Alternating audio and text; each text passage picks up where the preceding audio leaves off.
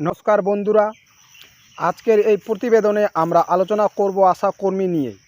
একটি গুরুত্বপূর্ণ বিষয়, বাজেটের পর কি আশাকর্মী কাজের চাপ আরও বাড়বে, আর তার সঙ্গে কি সত্যি ৬,০০০ টাকা বেতন বাড়তে পারে। প্রথমেই বলে রাখি, বর্তমানে এই বিষয়ে সরকারিভাবে কোনো চূড়ান্ত ঘোষণা হয়নি, তবে বিভিন্ন মহলে এ বিষয় নিয়ে আলোচনা জোরদার হয়েছে।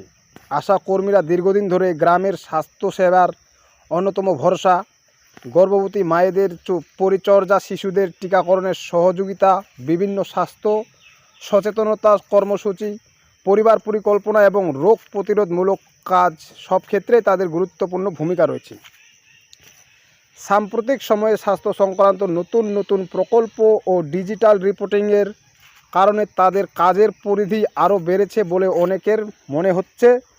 অনেক আশাকর্মী অভিযোগ, কাজ বাড়লেও সেই অনুপাতে ভাতা বা সম্মানী বেতন বৃদ্ধি হয়নি। এই অবস্থায় বিভিন্ন সংগঠনের পক্ষ থেকে দাবি উঠছে, যদি কাজের চাপ বাড়ে তাহলে বেতন বা ভাতাও বাড়তে পারে। অনেকেই ৬,০০০ টাকা অতিরিক্ত ভাতা বা বেতন বৃদ্ধির দাবি জানিয়েছেন। এই দাবির পিছনে কয়েকটি যুক্তি রয়েছে।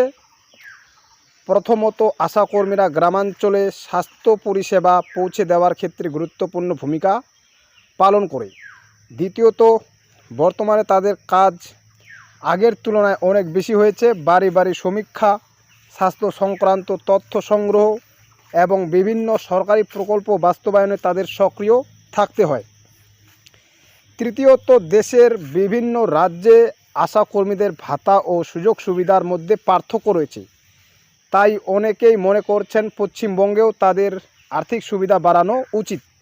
তবে আবারও বলে রাখি, ৬,০০০ টাকা বেতন বৃদ্ধি নিয়ে এখনও কোনো সরকারি ঘোষণা প্রকাশিত হয়নি।